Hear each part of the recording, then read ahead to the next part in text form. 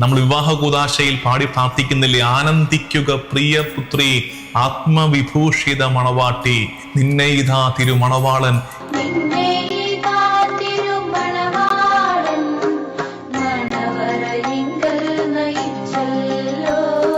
തൻ തിരു രക്ത ശരീരങ്ങൾ സ്ത്രീധനമായി നിനക്കേകി. അത്രയും പിതാവിന്റെ ആശയമാണ്.